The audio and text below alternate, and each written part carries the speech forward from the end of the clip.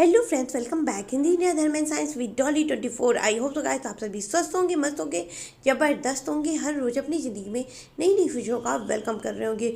दोस्तों, आप सभी को मौनी अमावस्या की हार्दिक शुभकामनाएं। और आप बात करते हैं हम गुप्त नवरात्रि के विषय में। गुप्त नवरात्रि अपने आप में ही बेहद खास व महत्वपूर्ण होती है। और गुप्त नवरात्रि की अगर तिथि देखा जाए तो ये 10 फरवरी से लेकर के ये 18 फरवरी तक रहेगी। और गुप्त नवरात्रि, जो कि नाम से ही बिल्कुल स्पष्ट है, गुप्त, पूर्ण रूप से गुप्त।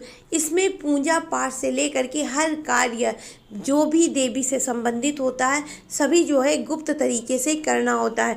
और इसकी पूजा भी अगर गुप्त नवरात्रि की देखा जाए ना तो ये सिर्फ रात में होती है, वो भी उस टाइम जब सभी कोई सो चुका होता है, अर्धरात्रि के बाद में।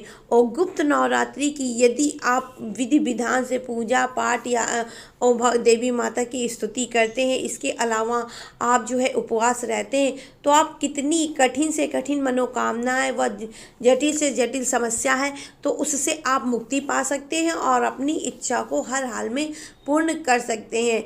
भारत के अंदर अगर देखा जाए तो साल में प्रायः 4 बार नवरात्रि पड़ती हैं व लोग मनाते भी हैं।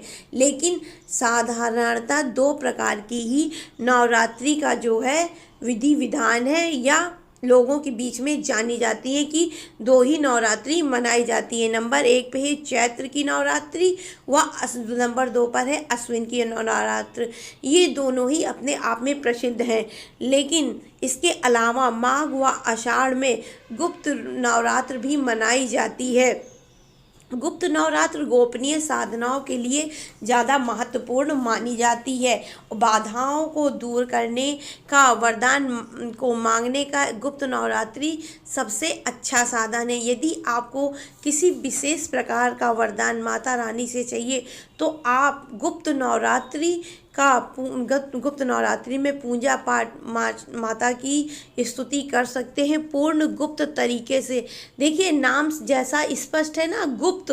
गुप्त मतलब किसी को बताया ना जाए, किसी को पता ना चले, पूर्ण रूप से गुप्त जो है साधना करना चाहिए। और वैसे भी यदि आप भगवान की पूजा पाठ अर्चना गुप्त तरीके से करते हैं तो वो ज़्यादा फलदायी होती है, ज़्यादा ही महत्वपूर्ण होती है। अक्सर लोग क्या करते हैं, आजकल जो सोशल मीडिया का ज़माना है, अपनी पूजा करते ही हुए तस्वीर खिंचाते हैं और पूजा करते हुए वीडियो बनाते हो, बाद में जो है वो यूट्यूब पे जो है डाल देते हैं। तो उससे उनको जो है कोई भी फल नहीं प्राप्त होता है।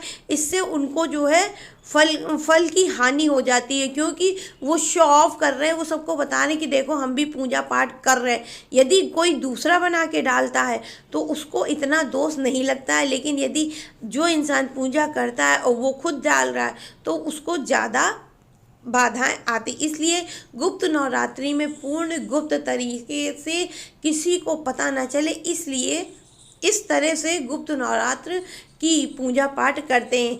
इसमें असीम शक्तियां भी प्राप्त कर लेते हैं। यदि आप गुप्त नवरात्रि में माता रानी की स्तुति पूजा पाठ करते हैं तो आप गुप्त शक्तियां प्राप्त कर सकते हो। और सही पूछिए तो जादू टोना, इन सब चीज़ों के लिए गुप्त नवरात्रि विशेष फलदायी है, विशेष महत्वपूर्ण है। इसमें आप शक्तियां प्राप्त कर सकते हैं। वैज्ञानिक रूप से इस समय ऋतुओं में बदलाव होता है। जब भी गुप्त नवरात्रि पड़ती है तब मौसम में विशेष परिवर्तन होता है, जिसकी वजह से इंसान के भी शरीर में काफ़ी बदलाव व परिवर्तन देखने को मिलती है।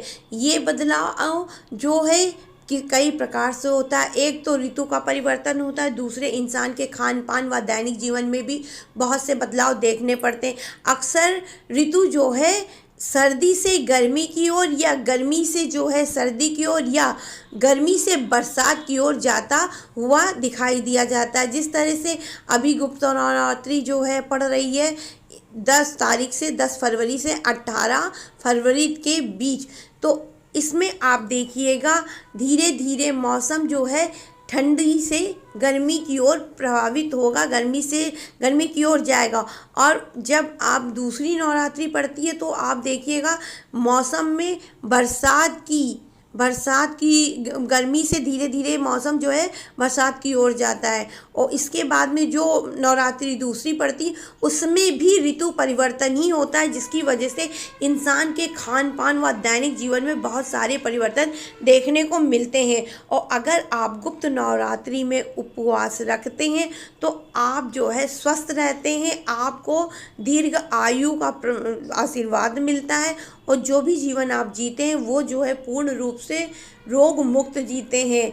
इसके अलावा शरीर में पित्त की मात्रा बढ़ जाती है। और इस बार फिर से मैं आपको डेट बता रही हूँ, गुप्त नवरात्रि के डेट 10 फरवरी से 18 फरवरी तक है। यदि आप किसी विशेष प्रकार की इच्छा को लेकर के माता रानी को रात में फूल अर्पित करते हैं लाल प्रकार का, वो भी 12 बजे के बाद, पूर्ण रूप से सात्विक होकर के, फलाहार करके, पूर्ण रूप से जो है स्वच्छ होकर के, तो आप किसी भी इच्छा को पूर्ण कर सकते हैं यदि आप जो है माता रानी की पूजा उपासना करते हैं गुप्त नवरात्रि में।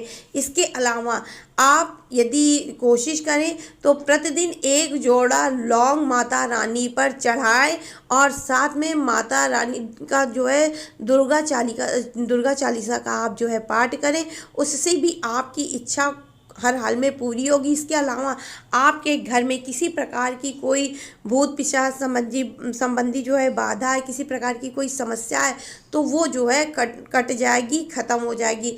यदि कोई नज़र दोष संबंधी स्थिति भी है आपके घर के अंदर, तो वो भी पूर्ण रूप से ख़त्म हो जाएगी। तो ये थी गुप्त नवरात्रि पे मेरी एक छोटी सी जानकारी। और दोस्तों कल जो है न्यू मून होगा, उसमें भी जो है हम थोड़ा सा भविष्यवाणी रीडिंग करेंगे, डेट, डे, टाइम और ग्रह नक्षत्रों से कि किस तरह का ये जो है चंद्रमा होगा, लोगों के जीवन में कैसा परिवर्तन लाएगा। तो यदि आपको मेरी चैनल की जानकारी अच्छी लगती हो, मेरे वीडियो पसंद आते हो, तो please like, share and subscribe my channel. तो जय माता दी, राधे राधे, हर हर महादेव, जय श्री कृष्णा।